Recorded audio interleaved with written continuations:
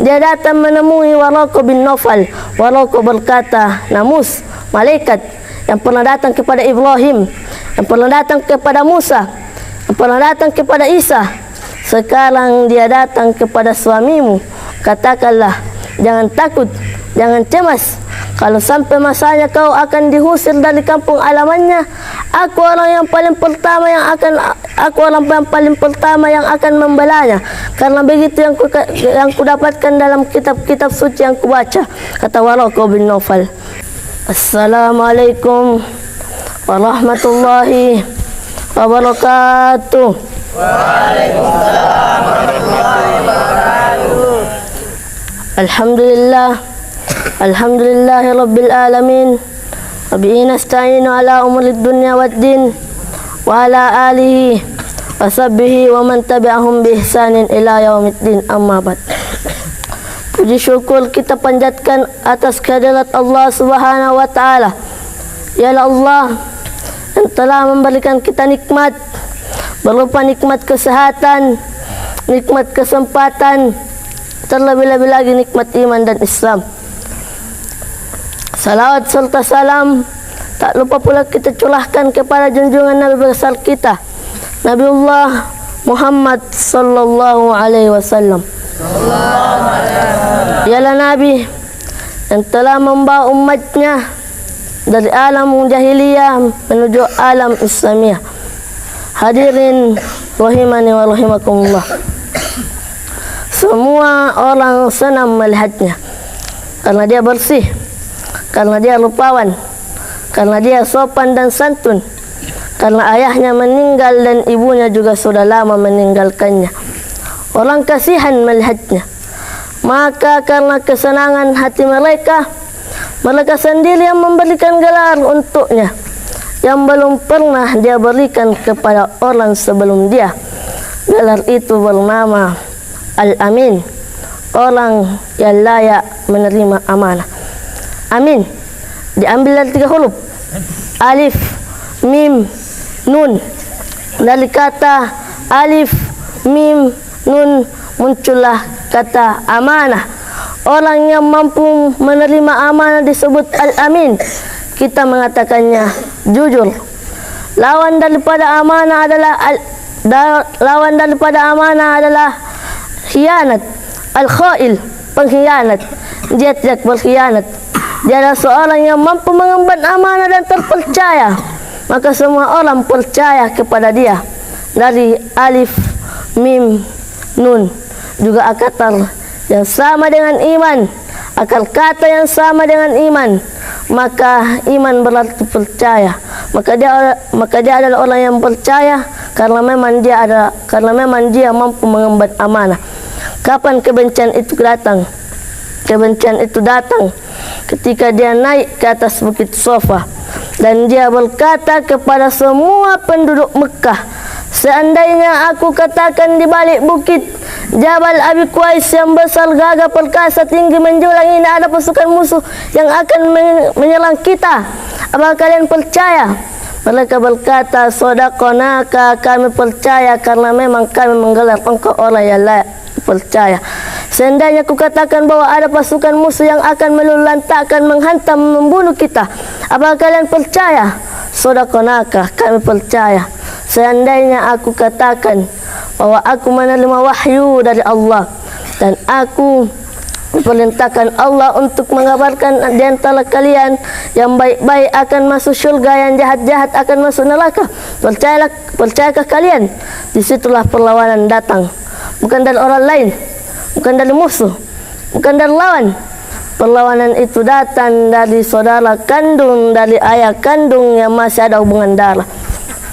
Tabban laka ya Muhammad, alihadza jama'tana. Celakalah engkau Muhammad, apakah hanya untuk ini saja kau kumpulkan kami hari ini? Allah membelanya. Langsung Allah membelanya. Dia tidak membela dirinya, tapi Allah mengatakan tabbat yada abi lahab wa tabb ma agna anhu maluhu, hartanya tidak berguna, wa ma kasab, hasil usahanya tidak mendatangkan manfaat, wa imra'atuhu hammalatal hatab, istrinya menjadi pembawa kayu bakar. simbol dari adu domba yang dibawa oleh Ummu Jamil istri Abu Lahab untuk menyiksa, menjelekkan, membuli, menebarkan berita untuk membunuh karakter Sayyidina wa Maulana Muhammad sallallahu alaihi wasallam. Ini bukti kalau hari ini ada anak muda yang rupawan, yang dermawan, yang disenangi lingkungannya. Tidak ada orang yang tersakiti biasa, karena Nabi SAW pernah juga mengalami hal itu. Tapi begitu kau katakan, aku tadi malam bermimpi bahwa aku mesti hijrah, meninggalkan komunitas peminum khamar, meninggalkan geng kita yang selama ini bicara tentang yang haram. Maka disitulah mereka akan berkata, apakah hanya untuk ini saja kita berteman selama ini? Mana persahabatan kita? Apa yang dialami pemuda-pemuda hijrah hari ini dialami oleh Rasulullah sallallahu alaihi wasallam 14 abad yang silam. Ketika kau berhasil bisnis, orang senang. Ketika kau berhasil membina rumah tangga, tidak ada orang yang tersakiti. Ketika anakmu lucu-lucu lalu kau berada di tengah mereka, tidak terusik kepentingan mereka, tidak terganggu ekonomi mereka, engkau adalah sahabat, engkau adalah teman setia. Tetapi jika kau tidak ikut kemauan manusia, disitulah engkau sudah melantik dirimu menjadi musuh. Maka Allah kuatkan hatimu. Wa in tuti aktsara man fil ardi, kalau kau ikut kemajakan manusia orang di muka bumi, yudhilluka an sabilillah, mereka hanya akan menyesatkan engkau dari jalan Allah Subhanahu wa taala. Tapi api itu tidak pernah padam. Kalau dia padam, maka berakhirlah dakwah Islam. Dia terus bergelora, dia terus menyala, dia terus membakar kemunafikan, membakar kemusyrikan, sampai akhirnya embargo pun tiba. Jangan ada yang mau bergabung dengan kelompok Muhammad. Jangan ada yang mau mengirim makanan. Jangan ada yang mau menjalin transaksi. Mereka ingin membunuh secara perlahan-lahan. Jangan berperdaknya. Jangan duduk bersamanya. Jangan berteman dengan dia. Kenapa kau mau berputus dengan dia? Kenapa kau mau menggambar dengan dia? Kenapa kau masih mau mendengar ceramah dia? Adakah orang hari ini yang mengalami hal itu? Adakah ketakutan dari hamba Allah yang mengatakan Allahu Akbar, tapi takut ditinggalkan kawan, cemas ditinggalkan sahabat? Maka itu pernah terjadi pada kelompok Sayyidina wa Maulana sallallahu alaihi wasallam. Kalau pembunuhan karakter tidak berhasil, maka ada yang lebih dahsyat daripada itu. Mereka tawarkan dunia beserta isinya. Wallahi, demi Allah wahai paman, demi Allah wahai Abu Talib, law wada'a asy-syamsa fi yamini wal qamara fi yasari, andai mereka letakkan matahari di tangan kananku, bulan di tangan kiriku, ala akluka hadzal amr, supaya aku tinggalkan dakwah ini, aku tidak akan meninggalkannya. Bujuk rayuh mulai tiba. Itu terjadi pada diri Nabi Muhammad sallallahu alaihi wasallam. Kalau kau tidak mampan dimusuhi, kalau kau tidak mampan dirangkul, kau akan dipukul. Kalau kau tidak mampan dipukul, kau akan dirangkul. Berbagai macam cara, dari mulai yang paling keras sampai yang paling lembut, dari mulai yang paling lembut sampai yang paling keras, sampai akhirnya tempat bergantung itu hilang, lenyap, musnah. Tak ada lagi tinggal hanya dua lagi tempat bergantung, yaitu saudara kandung ayah Abu Talib. Mereka tidak mengusiknya karena dia keponakan Abu Talib. Jangan ganggu dia karena dia keponakan Abu Talib. Masih ada backing, tapi Allah ingin hati itu tidak bergantung kepada manusia. Dia buat Abu Talib meninggal dunia. Tak ada lagi masih ada lagi tempat bergantung dia. Yang dulu ketika keinginan datang, dia yang menyelimuti. Yang dulu ketika ketakutan datang, dia yang menanamkan. Dia datang menemui Waraqah bin Nawfal.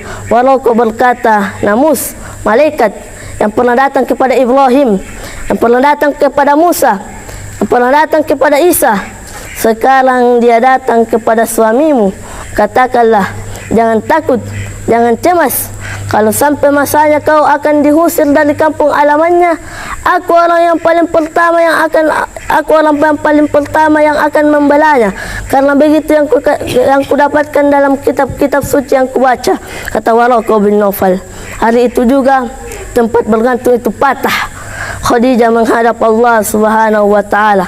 Tak ada lagi makhluk tempat bergantung, tak ada lagi ranting tempat bersanggap, tak ada lagi batang kayu tempat berpegang. Allah ingin bahwa engkau berserah hanya kepada Dia saja. Tak ada lagi makhluk. Bersandar kepada makhluk akan kecewa, bersandar kepada kayu yang rindang akan tumbang, bersandar kepada benda akan binasa, bersandar kepada sahabat akan berubah menjadi musuh. Bersandarlah kepada Dia, Hayyun Maha Hidup, la yamut, Dia tidak bermati, Al-Aziz yang Maha Perkasa, Al-Jabbar yang Maha Kuasa. Itu yang diinginkan Allah dari sosok Sayyidina wa Maulana sallallahu alaihi wasallam. Mungkin cukup sekian yang saya sampaikan. Kurang dan lebihnya mohon dimaafkan. Assalamualaikum warahmatullahi wabarakatuh.